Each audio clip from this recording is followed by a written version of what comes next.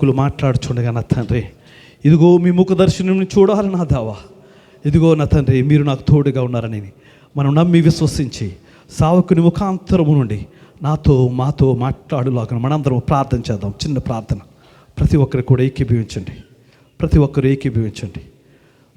ఏకీభవించండి. మా ఆత్మల కాపరి మీకు వందనాలు. మీ ఆలయంలో ఉంచి నా తండ్రి, ఇదిగో నా తండ్రి, ఇదిగో మీ పరిశుద్ధ ఆత్మ కుమ్మరింపు నా తండ్రి, మేమందరము కూడా పొందుకుని నా తండ్రి, ఇదిగో మీ మాట కొరకు నేను ఎదురు చూస్తూ ఉన్నాను నా దేవ. మీ మాట కొరకు, మీ వాక్కు చాలు నా తండ్రి. మీ వాక్కును ఈ దినము నా తండ్రి నా కొరకు బయలుపరచడు నా తండ్రి. మీ బిడ్డల కొరకు బయలుపరచడు నా దేవా. ఇదిగో నా తండ్రి, మీ బిడ్డలు బలపడి నా దేవా, ఆత్మీయమైన స్థితిలో నా తండ్రి, వారికి ఉన్న స్థితిగతిని నా తండ్రి మార్చుకొని నా దేవా, అనేకులకి నా తండ్రి వెలుగుగా మార్చడానికి సహాయం చేయడు నా తండ్రి. అట్టి విధమైన అభిషేకము నా తండ్రి మీ సేవకుల మీద ఉంచమని నా తండ్రి, మీరు బయలుపరిచే ప్రతి మాటను నా తండ్రి, ప్రతి హృదయములో ఉన్న తండ్రి భద్రపరుచుకునే నా తండ్రి, వారు వేచిన తండ్రి ప్రతి అడుగు కూడా నా తండ్రి మీ అడుగై ఉండడానికి సహాయం చేస్తారని, అట్టి విధముగా నా తండ్రి మీ మాటలు వెల్లడి బయలుపరుస్తారని నా ప్రభువును రక్షకుడైన యేసుక్రీస్తు వారి దివ్య పాదములను బట్టి అడిగి వేడుకుని పొందుకుంటున్నాము ఆ పరమ తండ్రి. Thank you. Praise Lord. ఈ సమయంలో ప్రభువు నాకు ఇచ్చినటువంటి ఈ యొక్క మంచి తరుణాన్ని బట్టి నేను ప్రభుని కనపరుస్తూ ఉన్నాను. చాలా సంతోషం. మరి దేవుని సేవకులు పాస్టర్ సాయి గారు, అట్లాగే సిస్టర్, ఫ్యామిలీ అందరూ కలిసి వారిని వారు ప్రతిష్ఠిత చేసుకుని ఈ పరిచర్యలో, ఘనమైన పరిచర్యలో సాగడానికి వారు తీసుకున్నటువంటి నిర్ణయమును బట్టి నేను ప్రభువుని స్తుతిస్తూ ఆరాధిస్తూ ఉన్నాను. ఇక్కడున్న పెద్దలు, విశ్వాసులైన వారందరికీ ప్రత్యేకంగా ప్రభువును రక్షకుడైన యేసుక్రీస్తు వారి నామం పేరిట ధన్యవాదాలు తెలియజేస్తూ ఉన్నాను. మరి ఒకసారి ఒక చిన్న వాక్య భాగము మనం చూసుకుందాం. దాంట్లో ఎఫెసీ పత్రిక నుంచి కొన్ని విషయాలు మీతో చెప్పాలని అనుకుంటా ఉన్నాను. మరి దేవుడు చాలా బలంగా తన దాసులను నడిపిస్తూ ఉన్నారు అని విన్నప్పుడు చాలా హ్యాపీగా అనిపించింది. అది చూడడానికి మరి చాలా సంవత్సరాల తర్వాత మరలా ప్రభు మాకు సహాయం చేశారు. ఒకసారి ఎఫెసీ పత్రికలో 5వ అధ్యాయంలో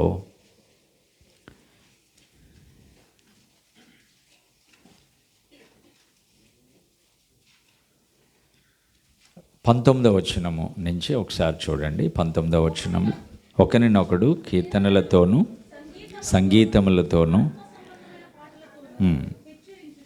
మీ హృదయములలో ప్రభువును గూర్చి పాడొచ్చు.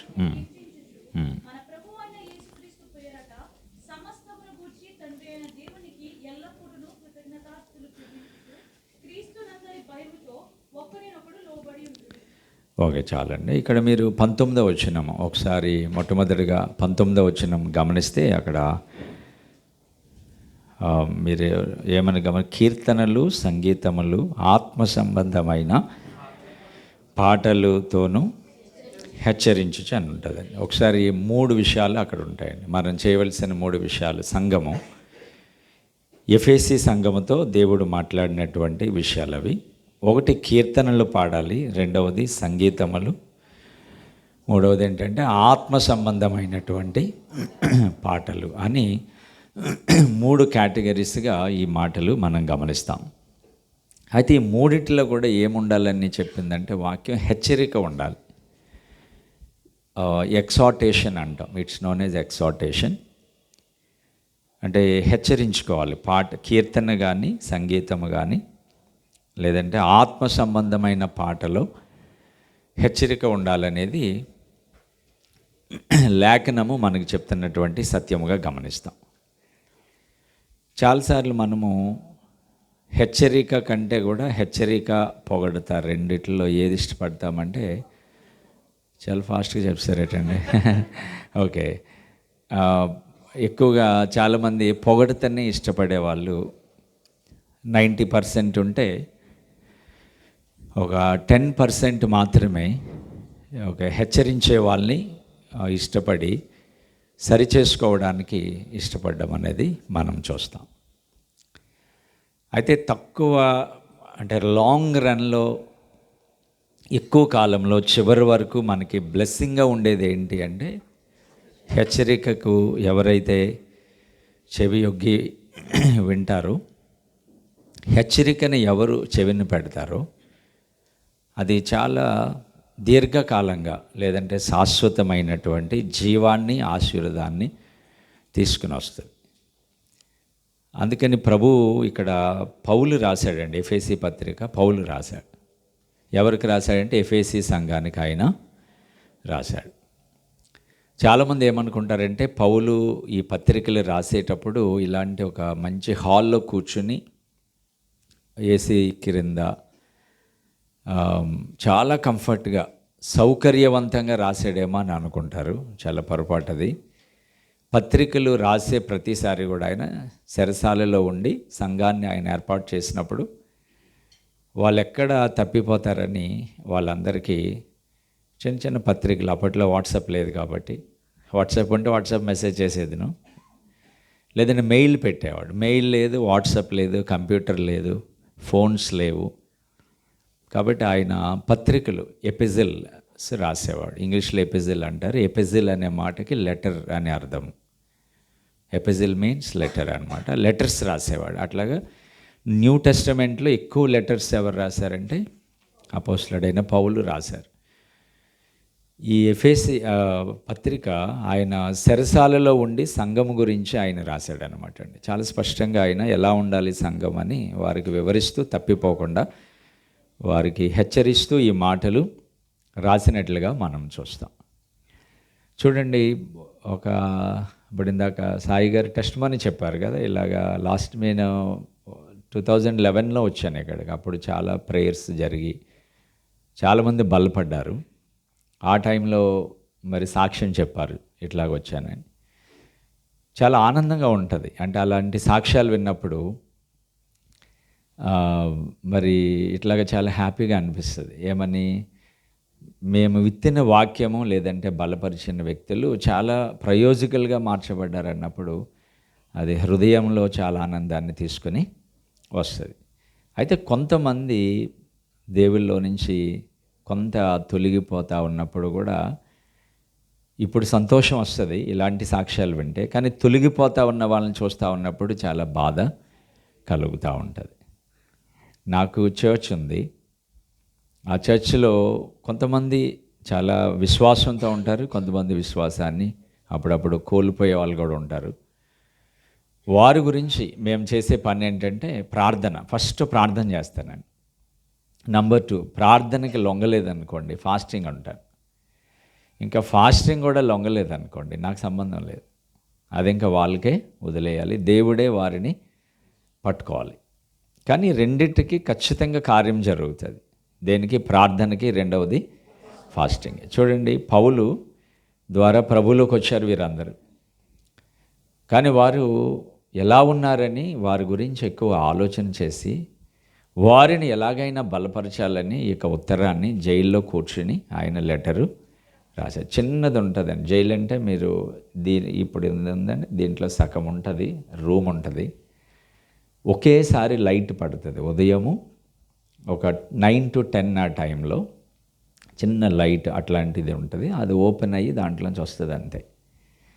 ఆ టైంలోనే ఆయన కూర్చొని లెటర్స్ రాస్తూ ఉండేవాడు. అంత అన్కంఫర్టబుల్ ప్లేస్లో కూడా ఉంటూ కూడా ఆయన ప్రభు సేవని మర్చిపోకుండా ఆయన సేవలో ముందుకు వెళ్ళినటువంటి మహాయోధుడు ఎవరంటే మరి అపోస్తలుడైన పౌలుగా మనము గమనించగలదు. ఎందుకు అంత తీవ్రత ఉంటుంది దేవునిలో ఉన్నప్పుడంటే దానికి ఒకే ఒక కారణము, దేవుని ఆత్మను కలిగి ఉన్నప్పుడు, పరిశుద్ధాత్మ మనలో ఉన్నప్పుడు, పరిశుద్ధాత్మ దేవుడు మనలను ఇలాంటి తీవ్రతతో ఆయన పని చెయ్యాలి అని ఆయన మనల్ని ముందుకి తీసుకుని వెళ్తాడు.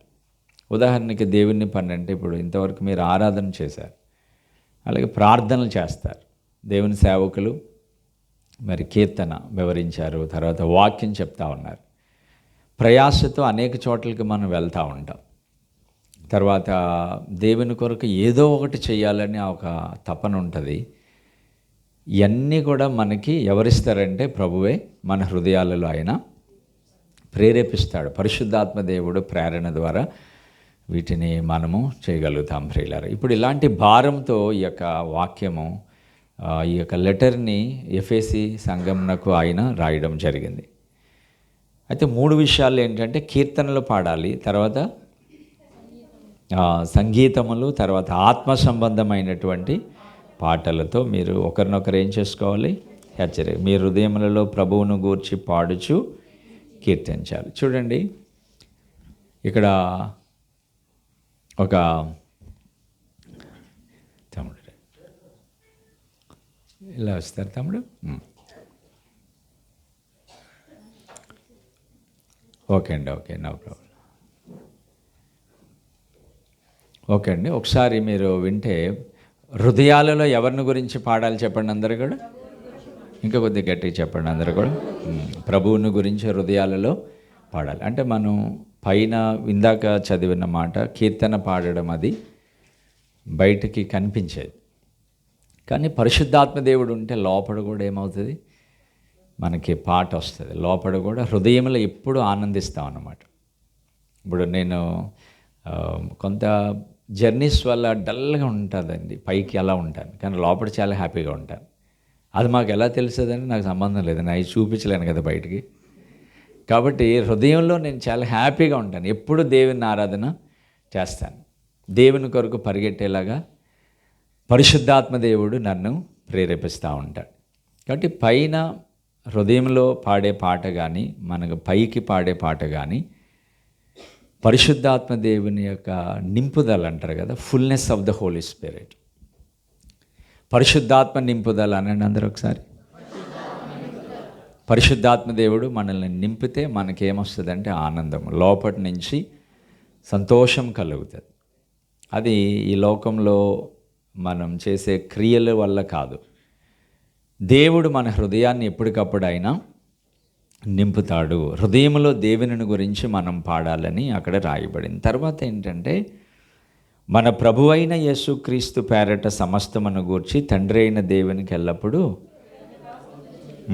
కృతజ్ఞత, క్రీస్తు యేసునందలి భయముతో ఒకరికొకడు లోబడి ఉండండి అని అక్కడ దేవుని భయమును గురించినటువంటి విషయాలు పరిశుద్ధాత్మ దేవుడు మరి అక్కడ విశదపరిచినటువంటి సందర్భము మనకి కనిపిస్తుంది. అయితే ఈ మాటలు నేను ఎందుకు చెప్తా ఉన్నానంటే, ఈ ప్యాసేజ్ మనం ఈ వాక్యాన్ని చదివేటప్పుడు 3వ అధ్యాయం అంటే 5వ అధ్యాయం చదువుతూ ఉన్నాం.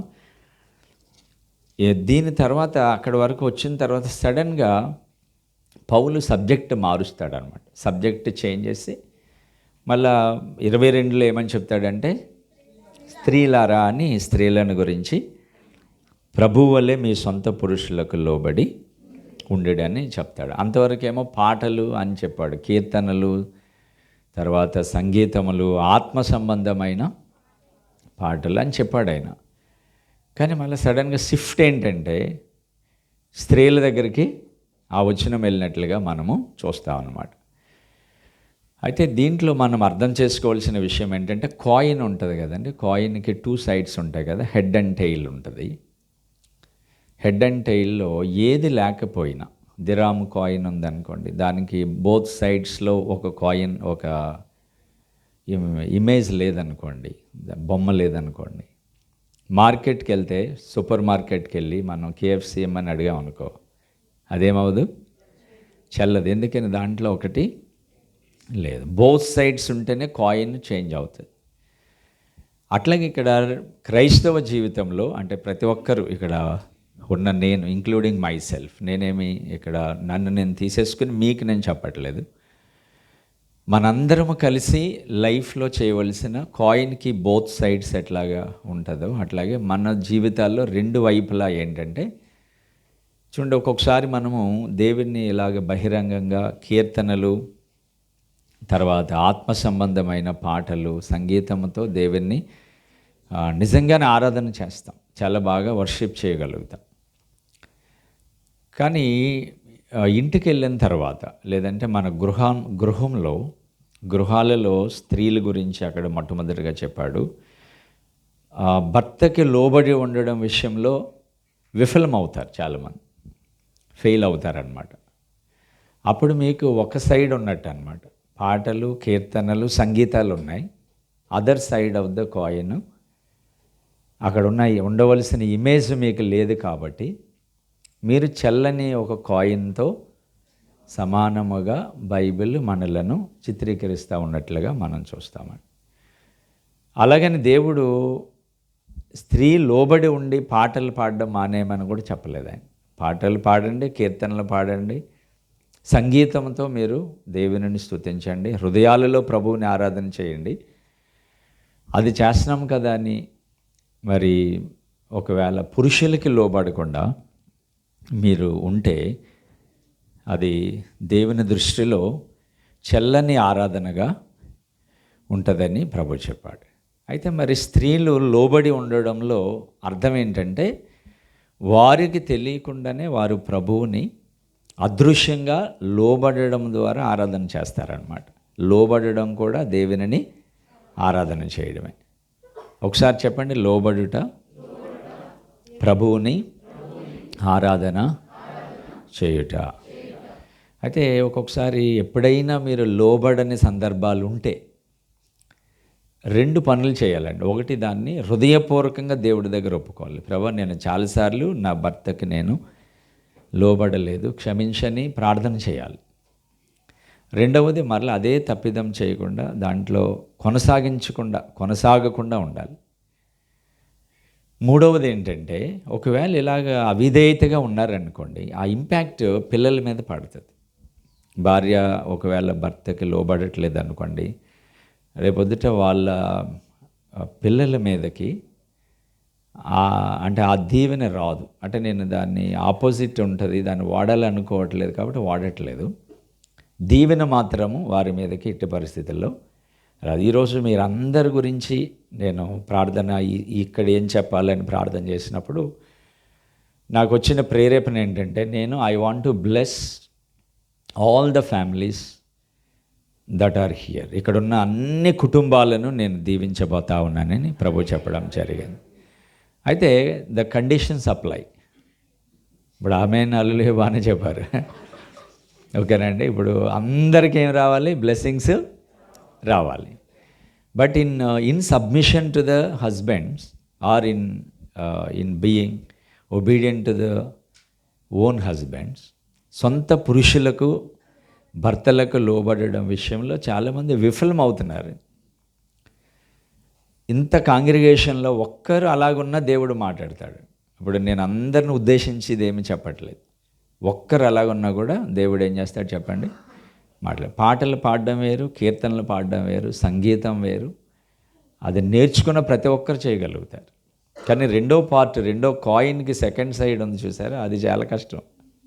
లోబడ్డం అంటే నీకు జీవితాంతం నీ క్రింద ఉండాలా అంటారు చాలామంది. జీవితాంతం నీ కాళ్ళ కింద నేనేమన్నా ఉండి నీకే ఇలాగ ఉండమని ఎక్కడైనా ఉందా బైబిల్లో? ఇట్లా మాట్లాడతారని చాలా రకరకాలు ఉంటాయి వెర్షన్స్. కానీ నువ్వు లోబడితే అది నీకు తెలియకుండా దేవుని ఆరాధన చేయ. అయితే ఇది చాలా మోస్ట్ కాంట్రవర్షియల్ వెర్స్ అండి ఇప్పుడు నేను చదివింది. అంటే చాలా వివాదాస్పదమైన అది వచనం అది. ఎందుకంటే అన్యులు చాలామంది అండి ఈ వచనం చదివినప్పుడు తప్పుగా అర్థం చేసుకుంటారు. అంటే బైబిల్ స్త్రీలను అణిచివేసింది, లోబడి అంటే అణిచివేయడం అనుకుంటారు. ఒబీడియంట్ అని ఉందండి. అణిచివేత వేరు, లోబడడం వేరు. అణిచివేత అంటే సప్రెషన్, అంటే తొక్కేయడం అన్నమాట. స్త్రీ ఇంకా మాట్లాడకూడదు, బయటికి రాకూడదు. బైబిల్ అలా లేదు. హోలీ బైబిల్లో దేవుడు ఇద్దరిని ఒకేలాగా చేశాడు. ఇప్పుడు చూడండి, ఫస్ట్ యాడమ్ చేశాడు, తర్వాత ఎవరు వచ్చారు? వచ్చింది. గాఢ నిద్ర కలగజేశాడు. ఎవరికి? ఆదాము ఇంకా ఫుల్ స్లీప్లో ఉన్నప్పుడు తీసాడు. అంత ఒకటి ఎముక తీశాడు. ఒక గొప్ప అంటే కమెంటేటర్ ఏమని చెప్పాడంటే, ఎందుకు అంత గాఢ నిద్ర చేశాడంటే వచ్చాక ఇంకా నిద్ర లేదట ఆయనకి.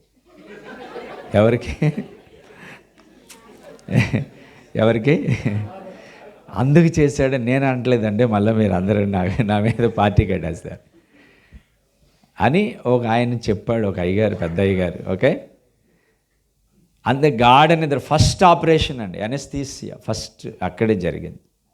ఫస్ట్ ఆపరేషన్ ఎక్కడ జరిగింది బైబిల్లో? ఆదాము దగ్గర జరిగింది.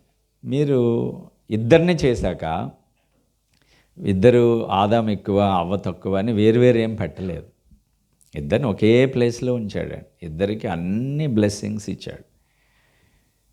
ఫస్ట్ అండి ఆదాము ఏదోని తోటలో ఉన్నప్పుడు, అవ్వ ఏదోని తోటలో ఉన్నప్పుడు అక్కడ ఉన్న ఫ్రూట్స్ కానీ అక్కడ ఉన్న ఫెసిలిటీస్ కానీ ఒక్క ఫ్రూట్ తింటే సరిపోతుంది అటండి వాళ్ళు. అట్లా ఉండేదట. అది అంత బ్లెస్సెడ్గా ఉండేది.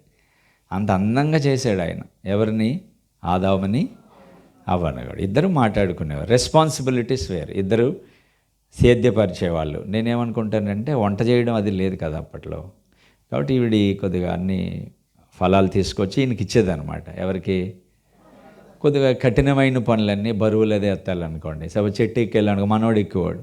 మనోడు అంటే ఎవరు? ఆదాము గారు. ఓకే, ఆయన పైకి వెళ్ళి తీసాడు. ఈవిడ మాత్రం చిన్న. అలాగని ఈవిడ తక్కువ కాబట్టి అలా కాదు, నువ్వు ఎక్కితేనంటే ఎక్కొచ్చు. అర్థమైంది? ఈవిడ కొయ్యగలంటే కొయ్యచ్చు. అట్లాగా ఇద్దరిని దేవుడు చేశాడండి. ఎక్కడ బైబిల్లో సప్రెషన్ అనే మాట మనకి కాదు. స్త్రీ మాట్లాడకూడదు, లేదంటే స్త్రీ అణిచివేయబడింది, ఇవన్నీ మన గ్రంథం, పరిశుద్ధ గ్రంథంలో ఎక్కడ కూడా లేదు. కానీ వేరే గ్రంథాలలో ఉన్నాయి. స్త్రీ రాకూడదు, మాట్లాడకూడదు, చేయకూడదు. మనకి సతీ సాగమనం అని ఉండేదండి, ఇండియాలో ఉంటుంది. అది భర్త చనిపోతే భార్యని చంపేసేవాళ్ళండి. మరి ఆ యొక్క ఘోష ఉంటుంది కదండి, వాళ్ళు పెట్టిన ఆ ఘోష ఆ దేశం మీద, ఆ ప్రాంతాల మీద అది ఏలుబడి చేస్తుంది. ఊరకనే పోదు ఏది కూడా. రక్తం, మన దేవుని సేవకుల్ని చంపేస్తున్నారు చాలా చోట్ల. వారి రక్తము దేవునికి ఏం చేస్తుంది? మొరపెడుతుంది. ఆదాము అవ్వల్ని దేవుడు అలా చేశాడు. కాబట్టి ద రెస్పాన్సిబిలిటీస్ డిఫర్, వ్యారీ. అంటే ఏమంటారంటే ఈ యొక్క బాధ్యతలు అనేవి కొద్దిగా ఒకరికొకరు వేరుగా ఉంటాయి.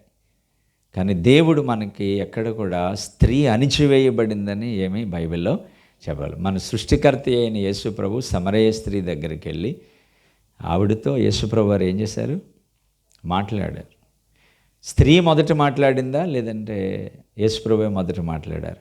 యేసుప్రభువే మొదట, అమ్మ నాకు దాహమునకు కొన్ని నీళ్ళు దయచేసి. స్త్రీలను చంపే కల్చర్ చాలా చోట్ల ఉంది. స్త్రీలను అణిచివేసే కల్చర్ చాలా చోట్ల ఉంది. యాక్చువల్గా బైబిల్లో 1-2 సందర్భాల్లో మీరు స్త్రీలు మౌనంగా ఉండాలని ఉంటుంది. అది ఆ సంఘానికి అక్కడ ఓవర్ యాక్షన్ చేసే వాళ్ళకి చెప్పాడు ఆయన, అంతే.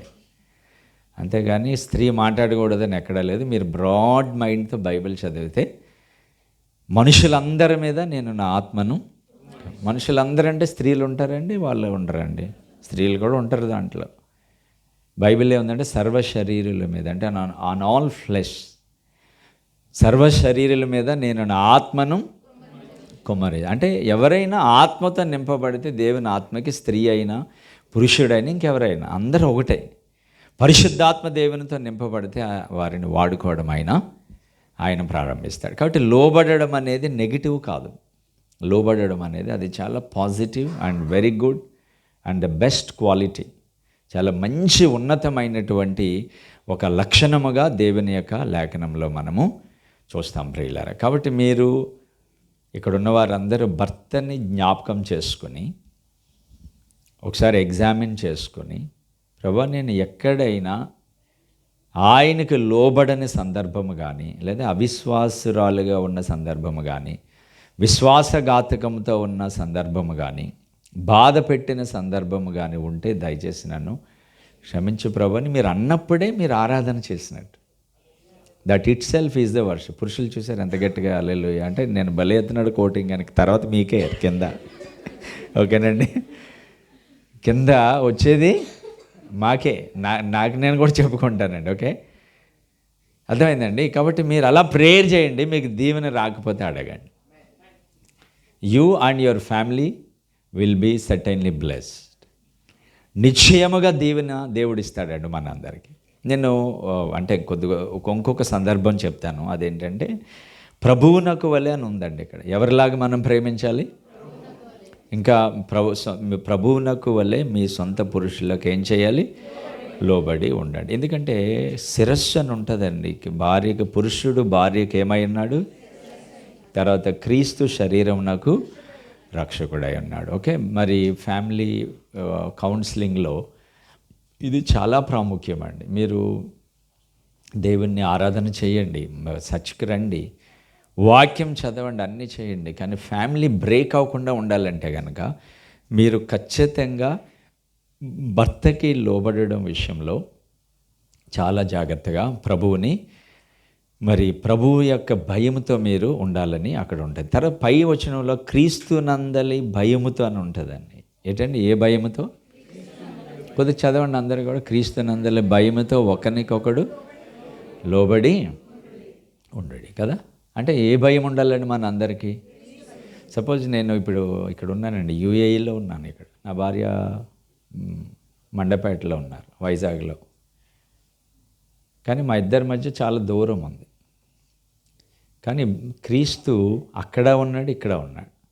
మనం ఆరాధన చేసే దేవుడు ఎవరో తెలుసా అండి? అన్ని ప్లేసుల్లో ఒకసారి ఉండగలుగుతాడు ఆయన. ఎక్కడి నుంచి ప్రభువాని ప్రార్థన చేసినా ఆయన వింటాడు. ఇండియా నుంచి చేసినా ఆయన వింటాడు.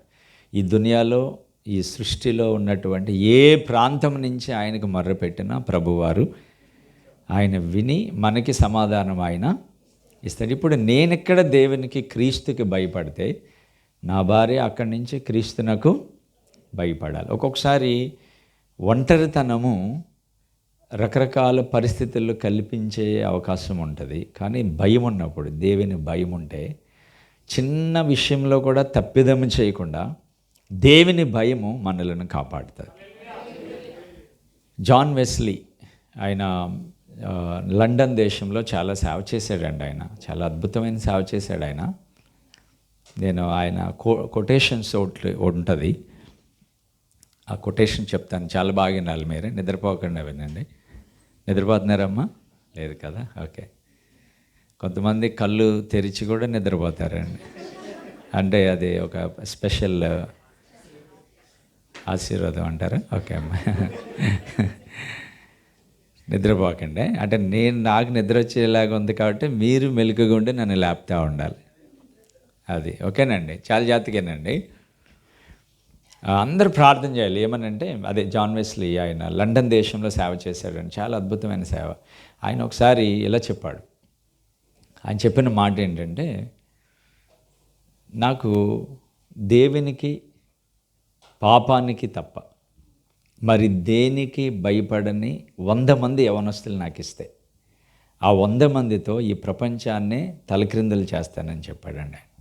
కానీ ఆ 100 మంది ఎవరై ఉండాలి? దేవునికి భయపడాలి. రెండవది, పాపం అంటే ఏసేపులాగా పారిపోయే వాళ్ళని 100 మందిని నాకు ఇవ్వండి. ఆ 100 మందితో ఈ ప్రపంచాన్నే నేను తలక్రిందులు ఇప్పుడు తమ్ముడోళ్ళు ఇక్కడ ఉన్నారు కదా, యవనస్తులు, చెల్లి, వాళ్ళందరూ కూడా దేవునికి భయపడండి. పాపం అంటే పారిపోండి, పాపానికి దూరంగా ఉండండి. జోసెఫ్ లైఫ్లో, బైబిల్లో ఎలాంటి ఆశీర్వాదాలు వచ్చాయో అదే ఆశీర్వాదాలు మీరందరూ కూడా కలిగి ఉండేలాగా ప్రభువు చేస్తాడండి. అసలు దేవుని తరపు నుంచి తప్పు ఉండదు. మనము దేవునికి లోబడడంలో చాలాసార్లు మనము తప్పిదము చేస్తూ ఉంటాం. కాబట్టి స్త్రీలందరూ కుటుంబంలో పురుషుల గురించి మీరు ప్రార్థన చెయ్యాలి అనేది నేను మీకు తెలియజేస్తా ఉన్నాను. ఒకవేళ ఇది ద కండిషన్స్ అప్లై, ఇది ఫాలో అవ్వకుండా నాకు ఆశీర్వాదాలు కుమ్మరించి ప్రభా, కుమ్మరించి తండ్రి, నాకు కుమ్మరించే తండ్రి, ఇప్పుడే కుమ్మరించే ప్రభా అంటే ఏమీ దేవుడు కుమ్మరించలేదు. ఓకేనండి, కుమ్మరించే ముందు నువ్వు ఇది చెయ్యాలి ఫస్ట్. తర్వాత మీరు, మా పురుషులకు కూడా ఒక కమాండ్ ఉంటుంది అక్కడ, ఏమనంటే చాలా పురుషులారా మీరును మీ భార్యలను, అంటే లోబడడం కంటే హయ్యర్ అన్నమాట ఇది. పురుషులు చాలామంది అండి ద్వేషిస్తారనమాట.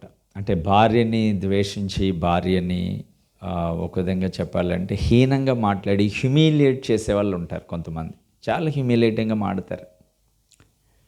చాలామందిని బయట మనం చూస్తూ ఉంటాం. ప్రజెంట్ బ్రేక్ అయ్యేది ఏంటో తెలుసండి, ఎక్కువ ఫ్యామిలీలో చాలా బ్రేక్స్ వస్తూ ఉన్నాయి. చాలా చోట్ల మనం చూస్తే కుటుంబాలలో, ఫ్యామిలీస్లో చాలా చోట ఆశీర్వాదం ఉన్నట్లుగా మనము చూడలేకపోతాం. అయితే ఇక్కడ ప్రేమించాలి అంటే అగాపే అన్నమాట. ఇది అగాపే అనండి అందరూ ఒకసారి. అంటే గ్రీక్ వర్డ్ అగాపేలో అర్థం ఏంటంటే అది అంటే ఇంకా ఏమి ఆశించకుండా ప్రేమిస్తూనే ఉంటుందన్నమాట. ఇంక ఎక్స్పెక్ట్ చేయదన్నమాట.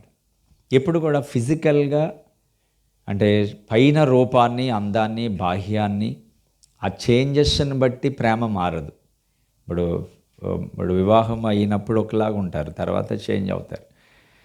ఈ చేంజ్ని బట్టి లవ్ అనేది చేంజ్ కాదు, దూరాన్ని బట్టి చేంజ్ రాదు. మీరు రిచర్డ్ ఊంబ్రాండ్ అని ఒక ఆయన సేవ చేశాడండి, రొమేనియాలో సేవ చేశాడు. ఆయన్ని పట్టుకెళ్ళి 6 years అనుకుంటాను జైల్లో పెట్టారు. ఆయన జైలు ఎంత ఉంటుందంటే ఇలాగ చిన్నది ఉంటుంది, లోపల అన్నీ దాంట్లోనే చేయాలి. ఒక ఫుడ్ పంపిస్తారు, రెండోది ఒక లైట్ ఉంటుంది అనమాట, దాంట్లో పెట్టేశారు. ఆయన సువార్త చేస్తూ ఉన్నందుకు అందరికీ కామన్ లెట్రిన్స్ ఉంటాయి అన్నమాట, కామన్ బాత్రూమ్స్, రెస్ట్ రూమ్స్ ఉంటాయి, అక్కడికి వెళ్తూ ఉండాలి. బైబిల్ని చించేసండి టిష్యూ పేపర్ల కింద వాడేవారు, అక్కడ టిష్యూ కింద. ఆ టైంలో ఆయన భార్య పేరు సబీనా, ఆవిడ ఇంటి దగ్గర ఉండి ఒక కొడుకు ఉండేవాడు. వాళ్ళకి ఇద్దరిని చాలా జాగ్రత్తగా చూసుకుంటూ ఉండేది. చిన్న ఆవిడండి, చాలా రిచ్. భర్తని ఎప్పుడైతే జైల్లో పెట్టారో ఆవిడ పరిస్థితి ఏంటంటే, ఆవిడ ఏమంటారంటే ఒక పని మనిషి కింద ఇంట్లో పనిచేసేది అనమాట. ఇంట్లో చిన్నగా పనులు చేసుకుని వచ్చిన దాంతో ఆ అబ్బాయిని బాగా చదివిస్తూ ఉండేది. వాళ్ళ అబ్బాయికి ఒక అతను జోసెఫ్ అన్న ఆయన పేరు, ఆయన వచ్చి ట్యూషన్ చెప్తూ ఉండేవాడు. అయితే ఆయన ఒక రోజు ఏమంటాడంటే, నీ భర్త ఇంకా రాడని తెలుసు కదా, అయితే నాకు ఏమనిపిస్తూ ఉందంటే నేను మిమ్మల్ని పెళ్లి చేసుకోవాలి, నేను మిమ్మల్ని మీ బాబుని చూడాలని చూస్తాను బాగా అని అతను మంచి ఉద్దేశంతోనూ చెడ్డ ఉద్దేశంతోనూ తెలీదు అలాగ అన్నాడు అనమాట.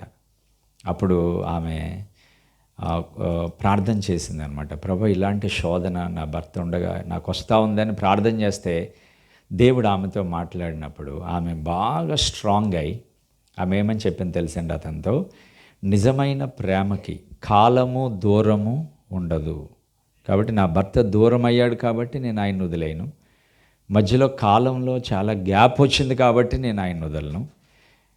ఆమె విశ్వాసంతో ఏమని చెప్పిందంటే నా భర్త తిరిగి వస్తాడు. నిజంగానే ఆయన వచ్చాడండి. ఎవరు? రిచర్డ్ ఊంబ్రాండ్. మీరు పాస్టర్స్ వైఫ్ అని ఒక బుక్ ఉంటుంది, అది సబీనా రాసింది. ఎవరు?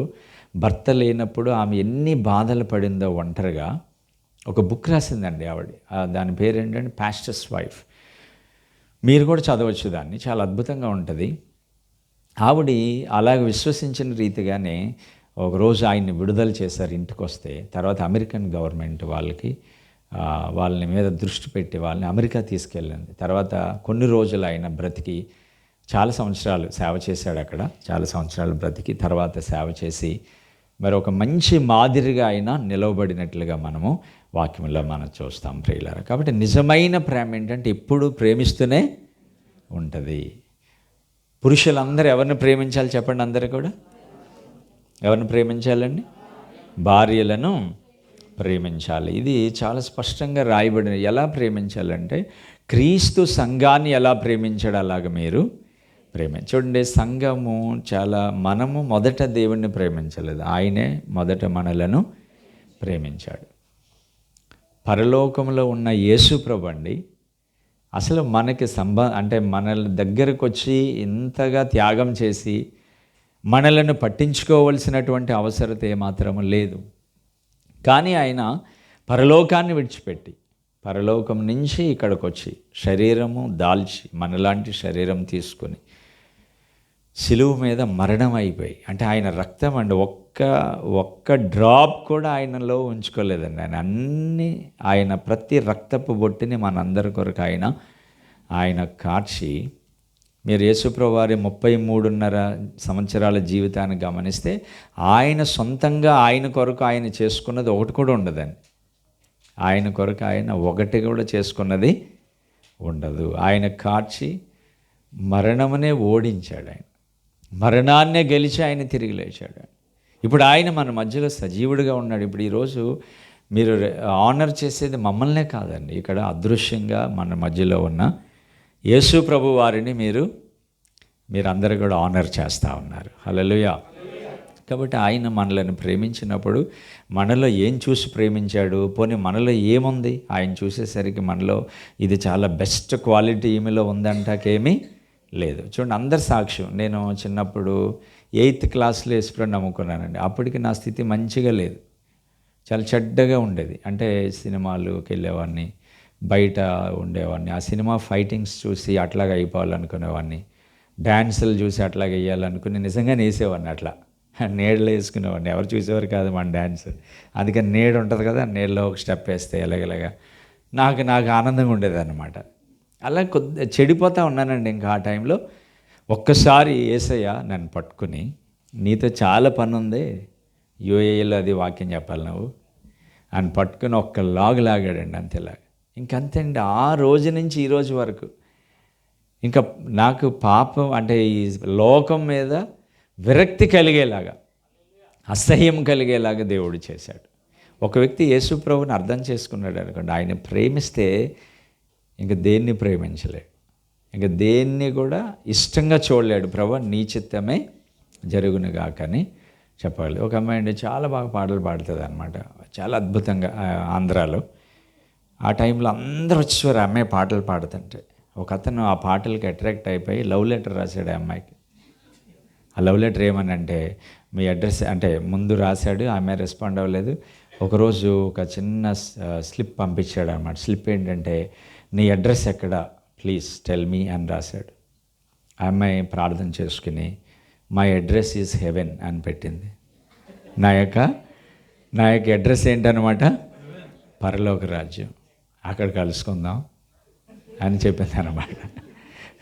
అప్పుడు అంటే స్పిరిచువల్గా ఉంది కాబట్టి అలా మాట్లాడింది. లేదంటే చాలామంది వింటారు కదండి, విని ఆ మాటలు విని దాని వెనకాల వెళ్ళిపోతూ ఉంటారు. కానీ యేసుప్రభు వారు మనల్ని ప్రేమించేటప్పుడు, నేను సినిమాలు చూస్తూ ఉన్నప్పుడు నన్ను ప్రేమించాడు. కొంతమంది రోడ్ సర్వేయర్స్గా ఉన్నప్పుడు ప్రేమించాడు. రోడ్ సర్వేయర్స్ అంటే తెలుసండి, తాగేసిన వాళ్ళు రోడ్ సర్వే చేస్తూ ఉంటారు కదా, వాళ్ళు అన్నమాట. నేను వాళ్ళకి పెట్టిన పేరు ఏంటంటే రోడ్ సర్వేయర్స్ అనమాట. తాగి చూడండి ఇలా అటు వెళ్తారు, మళ్ళీ ఇటు వస్తారు. ఆ రోడ్ సర్వేయర్స్గా ఉన్న వాళ్ళు ఇప్పుడు ఎలా మార్చబడ్డారు, వాళ్ళు దేవుని ప్రేమలోకి వారు వచ్చారు. ఒకప్పుడు అండి నరహత్యలు చేసిన వాళ్ళు యేసుప్రభుని నమ్మారు, శరీర క్రియలలో ఉన్న వాళ్ళు యేసుప్రభుని నమ్మారు. మనం మన దగ్గరకు వచ్చి యేసయ్య ఆయన కృప చూపించడానికి మనలో ఏమీ లేదు, కానీ ఆయన విస్తారమైనటువంటి ప్రేమను మన ఎడల ఆయన చూపారు. ఒక్కసారి మనం ఆయన ప్రేమని ఊహించుకుంటేనే కన్నీళ్ళు వచ్చేస్తాయండి. ఒంటరిగా ఉన్నప్పుడు ప్రార్థన చేస్తున్నప్పుడు, అసలు నేను నా స్థితి ఏంటి ప్రభా, కానీ మీరు నాకు ఇలాగ వాక్యం చెప్పే కృప ఇచ్చారు, అనేకులకి దీవెనగా నన్ను మార్చారు, నా స్థితిని అంతా మార్చారు అని ఆ దేవుడు నాయడలా చూపిన ప్రేమ నాకు జ్ఞాపకం వచ్చినప్పుడు నాకు తెలియకుండా చాలా దుఃఖపడి కన్నీటితో ప్రార్థన చేస్తూ ఉంటాను. అందరూ దేవుని ప్రేమను, ఇప్పుడు భర్త కూడా భార్యను అలాగే ప్రేమించాలి. ప్రేమించేటప్పుడు అది తెలియకుండానే మనము ప్రభువారిని ఆరాధన చేస్తూ ఉన్నప్పుడు, భార్య ఉన్నారు కానీ మీరు ఒకవేళ ఆమెని ప్రేమించకుండా మీరు ఎక్కడైనా తప్పిపోయి అపవిత్రతలోనికి వెళ్ళిపోతే, మీరు ఇక్కడికి వచ్చి ఎంత ప్రార్థన మొత్తుకుని ప్రార్థన చేసినా దేవుడు ఏమంటాడంటే, ఫస్ట్ నీ యొక్క క్రియను, నీ స్థితిని నువ్వు ఏం చేసుకోవాలంటే మార్చుకోవాలి, అపవిత్రతని విడిచిపెట్టాలి. నేను చెప్తున్నానండి, ఎప్పుడు చెప్తాను, మరలా చెప్తున్నాను. నేను ఒకవేళ ఇక్కడ ఉన్నప్పుడు ఒకసారి యూత్తో మాట్లాడతాను. ఒక్కరోజు ఎప్పుడైనా ఒక గంట సేపు సార్కి చెప్తాను. యూత్కి స్పెషల్గా ఒక కౌన్సిలింగ్ ఇవ్వాలి అని అనుకుంటా ఉన్నాను. పవిత్రతతో ఉన్న వాళ్ళండి, వాళ్ళని దేవుడు ఎంత ఉన్నతంగా వాడుకుంటాడో ఎవరు వివరించలేరు. పవిత్రతకు దేవుడు అంత విలువని ఇస్తాడు. పరిశుద్ధులైన వారికండి ఒకవేళ టాలెంట్గా చెప్పలేకపోవచ్చు. టాలెంట్ వేరు, పరిశుద్ధత వేరు. చాలామందికి టాలెంట్ ఉంటుంది, పరిశుద్ధత లేకపోవచ్చు. ఒకవేళ నీకు టాలెంట్ లేకపోయినా దేవుని దృష్టిలో నువ్వు పరిశుద్ధుడిగా బ్రతికితే దేవుడు నిన్ను చాలా బలంగా వాడుకుంటాడు. మన ఇండియాలో భక్తులు అనగానే ఫస్ట్ పేరు మనం దేవదాసయ్య గారి పేరు చెప్తారు. ఎవరి పేరండి? దేవదాసయ్య గారు. ఎందుకు చెప్తారండి? ఆయన పేరే ఎందుకు చెప్తారు? మరి వాళ్ళు అలా జీవించారు కాబట్టి. అందరి గురించి మాట్లాడేస్తామండి, ప్రతి ఒక్కడి గురించి మనం అందరు భక్తులని అన్నాం. దేవదాసయ్య గారు అలా జీవించారు కాబట్టి ఆయన గురించి మాట్లాడతాం. ఆయన లైఫ్లో అండి 2 చేయలేదండి. ఒకటి, స్త్రీని ఎప్పుడు ఇలా ముట్టుకోలేదటండి ఆయన. నెంబర్ 2, డబ్బు ఎప్పుడు ఇలా ముట్టుకోలేదు ఆయన. తెలుసండి మీకు? మరి వాళ్ళని వాడుకోకపోతే దేవుడు ఇష్టానుసారంగా జీవించే వాళ్ళని వాడుకుంటారు అనుకున్నారు? నో. దేవుడికి తెలియనిది లేదంటే దేవునికి మరుగైనది ఏది కూడా లేదు. దేవుణ్ణి ఎవ్వరు కూడా మోసం చేయలేరు. మోసపోకడి దేవుడు వెక్కిరింపబడాడు. ఇక్కడ ఎవ్వరు కూడా దేవుణ్ణి మోసము చేయలేరు. ఈరోజు మనందరం కలిసి దేవునికి భయపడాలి. ఒకసారి దేవదాసయ్య గారు డబ్బు గురించి ఎగ్జాంపుల్ చెప్పాలి, ముట్టుకోకూడదు అని అనుకున్నాడు కదా. అందుకని పొట్లంలాగా చుట్టి కాగితంతో అప్పుడు దాన్ని ముట్టుకుని ఎక్స్ప్లెయిన్ చేశాడట ఆయన. స్త్రీని ఎప్పుడు ముట్టుకోలేదు. అందుకనే పరిశుద్ధాత్మతో ఉండేవాడు ఆయన. కాబట్టి ఎవరు వచ్చినా కూడా ఆయన వాళ్ళ గురించి తెలుస్తూ ఉండేది. ఒకసారి ఆయన చెరువులో స్నానం చేస్తుంటే ఆయన బట్టల పైన ఉంటే ఒక కుష్ఠరోగి వచ్చి ఇలా ముట్టుకుంటే స్వస్థత వచ్చిందండి ఆయనకి. హీలింగ్ వచ్చింది, స్పాట్లోనే హీల్ అయిపోయాడు. మనలను కూడా అలా వాడుకోవాలనుకుంటున్నాడు. మీ గురించి దేశమంతా ప్రకటిస్తాడండి ఆయన, మీరు కరెక్ట్గా ఉంటే. మీ ఉన్న ఏరియాలన్నీ దేవుడు వాడుకోబోతా ఉన్నాడు. ఇప్పుడు ప్రజలండి ఇక్కడ ఇంతమంది రక్షణ పొందారు కదా, ఇలాంటి బ్రాంచెస్ ఇంకా దేవుడు ఇస్తాడు, ఇంకా దీన్ని విస్తరింపచేస్తారు. అట్లా మీరు సంఘంలో ఉన్న వాళ్ళందరినీ ఒక్కొక్కరిని ఒక్కొక్కలాగా వాడుకుంటాడండి దేవుడు. అంటే అండి 800 కోట్లు ఉన్నారండి. 800 కోట్లు ఉన్నారు ప్రజెంట్ ప్రపంచంలో. ఎన్ని కోట్లు చెప్పండి అందరూ? 800 కోట్ల మందిని 800 కోట్ల రకాలుగా వాడుకోగలుగుతాడు ఆయన. దానికి అది చాలా the easiest thing for God.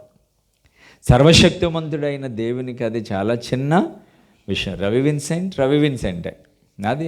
నన్ను ఇలాగే నేను చాలా చోట్లకి వెళ్తాను, వాక్యం చెప్తాను, ప్రార్థనలు చేస్తాను, స్వస్థతలు జరుగుతాయి, బాప్టిజాలు తీసుకుంటారు, సేవకులు అవుతారు, సహాయం చేయడానికి ఒక్కొక్కసారి దేవుడు నాకు ధనమిస్తాడు. నన్ను ఈ విధంగా వాడుకుంటే నిన్ను ఎలా వాడుకోవాలో దేవుడు నిన్ను అలాగా వాడుకుంటాడు. నేను అలాగవ్వాలి, ఇలాగవ్వాలి, పలానా వారిలాగా అవ్వాలని నువ్వేం అనుకోనవసరం లేదు. దేవుడు ఒక్కొక్కరిని ఒక్కొక్క విధముగా ఆయన వాడుకొని నీకు ఒక చిత్తం ఉంటుంది. నువ్వు దేవుడి దగ్గరికి వెళ్ళే లోపల అది జరిగేలాగా ప్రార్థన చేసుకోవాలి. కొంతమందికి ఆల్రెడీ టైం అంతా వ్యర్థం అయిపోయింది, కానీ ఇక మిగిలిన టైం అంతా ప్రభువా నేను నీ కొరకు వాడబడేలాగా నాకు సహాయం చేయండి అని ఖచ్చితంగా ప్రార్థన చేయాలి అందరూ కూడా. కాబట్టి పురుషులైన వారందరూ అపవిత్రత నాకు దూరం అయిపోయి నేను నా భార్యని ప్రేమించాలి, అది ప్రార్థన చేయాలి. తర్వాత మీరు 6వ అధ్యాయం మీరు తీస్తే కనుక, పిల్లలారా ప్రభువునందు మీ తల్లిదండ్రులకు, అదనమాట. ఇంకా క్రిందకి వెళ్తే అక్కడ తండ్రులారా మీ పిల్లలకు కోపము రేపక ప్రభువు యొక్క శిక్షలోనూ బోధలోనూ వారిని పెంచండి. చూడండి, తల్లిదండ్రులకి వార్నింగ్ ఏంటో తెలుసండి. మీరు పిల్లల్ని ఎలా పెంచాలి? ప్రభువు యొక్క శిక్ష, తర్వాత ప్రభువు యొక్క బోధ. జాన్ వెస్లీ, చార్ల్స్ వెస్లీ వాళ్ళ తల్లి 19 మంది పిల్లలండి. 3 గంటలకే లేచి ఒక్కొక్కరి మీద చేతులేసి కన్నీటితో ప్రార్థన చేసేదండి ఆవిడ. ప్రభా వీళ్ళందరూ ప్రపంచవ్యాప్తంగా వాడబడాలి ప్రభా అని ప్రార్థన చేసేదండి. ఎవరు? జాన్. పిల్లల గురించి మీరు ప్రార్థన చేయండి. ఈరోజు మీరు మీ పిల్లల గురించి ఏమని ప్రార్థన చేయాలి తెలుసండి? వారికి బైక్ కొన్నామా లేదా, లేకపోతే వాళ్ళకి ఏదైనా కొనిచ్చామా, ఇది కాదండి. ఏమని ప్రార్థన చేస్తారంటే, ప్రభా వారు దేవుని యొక్క ప్రభు యొక్క శిక్షలో పెరగాలి, రెండవది ప్రభు యొక్క బోధలో వారు పెరుగులాగానే సహాయము చేయండి. ఒకసారి చెప్పండి, నా పిల్లలు, అందరూ చెప్పండి, నా పిల్లలు ప్రభు శిక్షలోను బోధలోను పెంచబడాలి. ఓకే, మీ పిల్లలను ఊహించుకొని ప్రార్థన చేయండి. సూజన్ అలా ప్రార్థన చేసేది, కన్నీటితో ప్రార్థన చేస్తే 19 మంది పిల్లల్లో 2 ప్రపంచవ్యాప్తంగా వాడబడేవారుగా మార్చబడ్డారండి. జాన్ వెస్లీ గుర్రం మీద వెళ్ళి సేవ చేసేటండి. అప్పట్లో 2,50,000 కిలోమీటర్లు గుర్రం మీద ప్రయాణం చేసి ఆయన వాక్యాన్ని చెప్పాడండి. చార్ల్స్ వెస్లీ 8,000 పాటలు రాశాడు. ఎన్ని వేల పాటలు? ప్రపంచం అంతా పాడుకుంటారు. ఆయన పాటల్లో ఒక పాట నాకు చాలా ఇష్టం. దాంట్లో ఫస్ట్ లైన్ ఏమని ఉంటుందంటే, God buries his workman but carries on his work అని చెప్తాడు. God buries his workman but carries on his work అంటే దేవుడు తన పనివారిని సమాధి చేస్తాడు, తన పనిని ఆయన కొనసాగింపచేస్తాడు. అంటే ఈ లోకంలో ఒకరి పరిచర్య అయిపోయాక వెళ్ళిపోతారండి దేవుడి దగ్గర. కానీ ఆ పరిచర్య ఆగదు. దానిని మరలా దేవుడు ఏం చేస్తాడు? దేవుని రాజ్యాన్ని ఎవరు ఆపలేరు. దేవుని రాజ్యము కంటిన్యూ అవుతూనే ఉంటుంది. Praise the Lord. అందరూ ఆమెన్ చెప్పండి. అందరూ కూడా ఆమెన్. కాబట్టి తల్లిదండ్రులు అయిన వారు పిల్లల్ని ఏం చేయాలి? ప్రభు యొక్క శిక్షలో, తర్వాత బోధనలు. మీరేమని ప్రార్థన చేస్తారు తెలుసా? ప్రభా, నా కుమారులు లేదంటే నా కుమార్తెలు అయితే భక్తులు అవ్వాలి, లేదంటే చాలా ఉన్నతమైన స్థానంలో ఉండి సమాజానికి ఉపయోగపడుతూ నిన్ను మహిమపరుస్తూ ఉపయోగపడేలాగా చేయండి అని మీరు కన్నీటితో ప్రార్థన చేయండి. నేను నా టెస్ట్ మనీలో ఎప్పుడు జ్ఞాపకం చేసుకుంటాను, మా అమ్మ నా కోసం ప్రార్థన చేసేదాన్ని. మా అమ్మ ఏం చదువుకోలేదు, మా అమ్మ ఏం చదవలేదు, కానీ చాలా బాగా ప్రార్థన చేసేది, కన్నీటితో ప్రార్థన చేసేది. ఒక మూలకెళ్ళి మా పెద్దోడు అనేది, పెద్దోడిని చిన్నోడిని దీవించి ప్రభా, మా అక్క కూడా ఉంది, అక్కని అని అలా అంటే మా అక్క గురించి కన్నీటితో ప్రార్థన చేసేది. ఆవిడకి ఏమీ రాదు, కానీ ప్రేయర్ చేస్తూ ఉండేది. ఆ ప్రేయర్ వల్ల నేను సండే స్కూల్లో ఒక సిస్టర్ ఉంటే ఆ సిస్టర్, తర్వాత ఇంకొక సిస్టర్, అట్లాగా పాస్టర్ గారు, వీళ్ళందరికీ కనెక్ట్ అయ్యి దాంట్లో నేను అభిషేకం పొంది దేవుని సేవకుడిగా మార్చబడేలాగా నా తల్లి ప్రార్థనే మరి ప్రథమమని నేను చాలాసార్లు గ్రహించడం జరిగింది ప్రియులారా. కాబట్టి తల్లిదండ్రుల ప్రార్థన వలన బిడ్డలు చాలా ఉన్నతమైన స్థానంలోనికి వెళ్ళడం అనేది మీరు చూడగలుగుతారు. ఇప్పుడు మాట్లాడుకోవడం సరదాగా ఉండడానికి సరదాగా ఉంటుంది, కానీ అది ఎక్కడికి నడిపిస్తుంది అంటే పిల్లలకి ఆశీర్వాదం ఉండదు, నీకు ఆశీర్వాదం ఉండదు, భర్తకు ఆశీర్వాదం ఉండదు, ఓ పక్కన ఫైనాన్సెస్ ఉండవు, రకరకాలైనటువంటి పాపాల్లోకి బంధకాల్లోకి వెళ్ళిపోయి చివరికి జీవితం విచ్ఛిన్నం అయిపోయి ఇదేంటి నేను ఎలాగ అయిపోయాననేలాగా అపవాదు చేస్తాడు. దానిని మనకి హెచ్చరించడం కొరకే దేవుడు ఇలాంటి వర్తమానాలు అప్పుడప్పుడు మనకిచ్చి మనలను ఆయన మరలా సరిచేయడానికి ఆయన ముందుకి రావడం మనం చూస్తాం ప్రియులారా. కాబట్టి అందరూ దేవుని ఏమని అడుగుతారంటే, ప్రభా, తల్లిదండ్రులుగా మా బిడ్డల కొరకు మేము ప్రార్థన చేయాలి. అట్లాగే పిల్లలు మరి తల్లిదండ్రులకి లోబడము, వారికి మరి మంచిగా ఉండడం అనేది కూడా వారు జాగ్రత్తగా చూసుకోవాలని ప్రభు తెలియచేస్తూ ఉన్నాడు. అయితే నేను ఈ మాటలు చెప్పాను కదా, కాయిన్కి ఎన్ని సైడ్స్ ఉంటాయి చెప్పండి అందరూ? Both sides. ఆరాధన చేయండి, అట్ ద సేమ్ టైం లోబడండి, అది ఆరాధన. ప్రేమించండి, అది ఆరాధన. పిల్లలు తల్లిదండ్రులకి రెస్పెక్ట్, గౌరవం ఇవ్వండి, అది ఆరాధన. తల్లిదండ్రులైన వారు పిల్లలకి శిక్షణ ఇవ్వండి, అదేంటది? ఆరాధన. దాసులైన వారు ఇంకా క్రిందకి వెళ్తే యజమానులకి మీరు లోబడి ఉండండి, అది కూడా ఆరాధన. యజమానులైన వారు దాసుల్ని, వారికి కూడా పరలోకములో ఒక యజమానుడు ఉన్నాడని ఎరిగి వారు కూడా మరి దాసుల్ని చాలా జాగ్రత్తగా చూడాలి, అది కూడా ఏంటన్నమాట? మనం తెలియకుండా చేసే ఆరాధనలు చాలా ఉంటాయన్నమాట, మనకు తెలియదు, కానీ అది కూడా ఏంటి చెప్పండి? అది బలమైనటువంటి ఆరాధనని లేఖనంలో మనము గమనిస్తాం ప్రియులారా. ఓకే, నేను అంటే ముగించే ముందండి, మీకు ప్రార్థన చేసే ముందు 1 కొరింథీలో ఒక మాట చూపిస్తాను మీకు. 1 కొరింథీ 9లో కొరింథియన్స్, ఒకసారి కొరింథీలకు రాసిన మొదటి పత్రికలో మీరు 9వ అధ్యాయం తీయండి. 9లో 5వ వచనం చదవండి ఒకసారి. 9:5 చదవండి.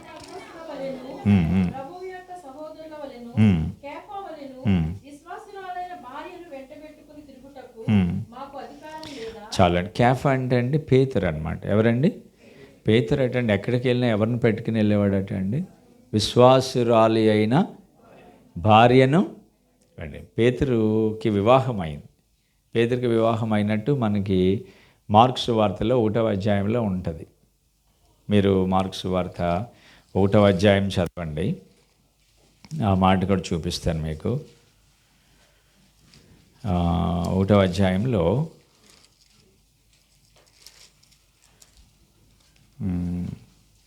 30వ వచనం చదవండి. అదండి, అంటే అత్తగారు ఉంది కదండి. ఎవరికి? సీమోనికి ఎవరున్నారు అంటే పెళ్ళి అయిందని, అంతే కదండి. దాని అర్థం ఇంకా వేరే అర్థం ఉందండి. సీమోన్ అత్త జ్వరంతో ఉన్నప్పుడు ఎవరిని తీసుకెళ్ళాడండి? యేసు ప్రభు వారిని తీసుకున్నాడు. అంటే బాంధవ్యం ఎలా ఉందంటే, అత్తగారికి బాగాలేదు, మరి మన పేతురు యేసు ప్రభు వారిని పిలిచి ప్రార్థన చేయమని అడిగాడు. అంటే రిలేషన్స్ అన్నమాట, బంధాలు చాలా చక్కగా ఉన్నట్లు మనం అక్కడ చూస్తాం. అది ఇక్కడ పేతురు ఎక్కడికి వెళ్ళినా కూడా ఎవరిని తీసుకుని వెళ్ళేవాడని ఉందండి బైబిల్లో? భార్యను, విశ్వాసురాలి అయిన భార్యను వెంట పెట్టుకొని, అంటే కలిసి ఉండడం అన్నమాట. టుగెదర్నెస్, కలిసి ఉండుటానండి అందరూ ఒకసారి. అంటే పేతురు అంత భక్తుడు అండి, అపోస్తులుడు. కానీ భార్యకి ఆయన ఇచ్చే ప్రాముఖ్యత అది. ఇద్దరు కలిసి వెళ్ళి సేవని జరిగించాడు. కానీ పౌలుకి వివాహం అవ్వలేదు. ఆయన ఒంటరిగానే పోరాటం చేశాడు, సేవ చేశాడు. కాబట్టి ఆయన చాలా పరిశుద్ధతను గురించి మాట్లాడాడు. స్త్రీని ముట్టకుండుట పురుషునికి మేలు, ఇట్లాంటి విషయాలన్నీ ఆయన మాట్లాడిన సందర్భాలు మనకి కనబడతాయి. పేతురు యొక్క జంట మనకి కనబడుతుంది బైబిల్లో. రెండోది అకుల ప్రిస్కిల్లా కనబడతారు. మనకి అపోస్తుల కార్యాల్లో చివరి అధ్యాయంలో 16వ అధ్యాయంలో ఎవరుంటారు చెప్పండి? అకుల ప్రిస్కిల్ల. వారు పౌలుతో సహచరులుగా ఉంటూ వారు సేవని చాలా అద్భుతంగా సేవ చేశారు. వారి ఎక్కడికి వెళ్ళి ఇద్దరు కలిసి వెళ్ళేవారు. బాంధవ్యం, ప్రేమ, తర్వాత వారు దేవునిని ఆరాధించడం విషయంలో ఎక్కడ కూడా తప్పిపోలేదు. అద్భుతమైనటువంటి పరిచర్యని వారు జరిగించారు. అయితే అపోస్తుల కార్యాల 5వ అధ్యాయంలో మీరు అననీయ సప్పారాలను చూస్తారు. వారైతే దేవునిని ఏం చేశారు? మోసము చేశారు. మీరు ఒకసారి ఒక మాట చదవండి అక్కడ. మీరు 3వ వచనం చదవండి త్వరగా. అప్పుడు పేతురు నీ భూమిని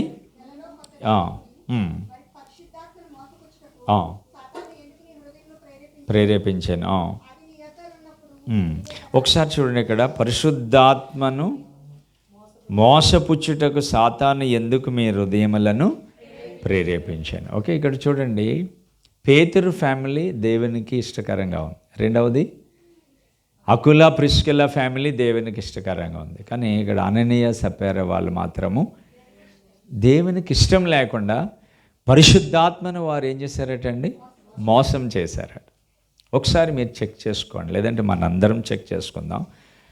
పరిశుద్ధాత్మతో నింపబడతా ఉన్నామా, లేదంటే మనలో ఉన్న పరిశుద్ధాత్మని మనం మోసము చేస్తూ ఉన్నాం? ఒక్కొక్కసారి ఒక్క మాట ద్వారా చాలామంది చేంజ్ అవుతారు. కాబట్టి ఈరోజు దేవుడు మనల్ని హెచ్చరిస్తూ ఉన్నాడు. మీరు దేవునిని ఆరాధన చేసేటప్పుడు మీరు నోటుతో మాత్రమే కాకుండా క్రియల ద్వారా మీరు ప్రభువారిని ఆరాధన చేయాలి. ఇది చాలా స్పష్టంగా దేవుడు తెలియజేస్తూ ఒక మంచి కుటుంబముగా, క్రీస్తుని ప్రతిబింబింపచేసే మంచి కుటుంబముగా మనము మరి ఈ లోకంలో ముందుకి కొనసాగించబడాలని, మరి మాదిరిగా ఉండాలని దేవుడు ఈరోజు మనందరినీ హెచ్చరిస్తూ ఉన్నాడు. ఓకే అండి, నేను అంటే ఇక్కడితో ఈ మాటలు ముగిస్తాను. ఒక చిన్న ప్రార్థన చేస్తాను, ఒక చిన్న ప్రేయర్ చేస్తాను. ఆ ప్రేయర్లో అందరూ ఏకీభవించండి, అందరు కళ్ళు మూసుకోండి. ఒక చిన్న ప్రార్థన, అందరూ కళ్ళు మూసుకోండి. ఒక చిన్న ప్రార్థన చేస్తాను. మరి సమయం కూడా అయిపోయింది కాబట్టి ఒక ప్రార్థన ఏంటంటే, ప్రభా ఈ సమయంలో మీరు మా కుటుంబాల విషయంలో, మా బిడ్డల విషయంలో మేము చాలా జాగ్రత్తగా ఉండేలాగున సహాయం చేయ ప్రభా. మీరే నీ కృపలో వాడుకోండి తండ్రి అని ఒకసారి ప్రార్థన చేయండి. ఇక్కడ ఎవరైనా నా ఫ్యామిలీ గురించి ప్రార్థన చేయండి. నేను ఇంకా బాగా దేవుణ్ణి స్తుతించాలి, దేవుణ్ణి ఆరాధించాలి, మహిమకరంగా ఉండాలి, నా జీవితం అనేకులకి దీవెనకరంగా ఉండాలని ఆశపడిన వారు మరి ప్రార్థించండి అన్నవాళ్ళు ఒకసారి మీరు లేచి నిలబడితే వారి గురించి ఒక ప్రార్థన చేస్తాను. ఎవరైనా ప్రార్థన కావాలనుకునేవారు మీరున్న చోట మౌనంగా లేచి నిలబడి ఒక చిన్న ప్రార్థన చేయండి. ప్రైజ్ ది లార్డ్, హల్లెలూయా. కళ్ళు మూసుకొని అందరూ అలాగే నోరు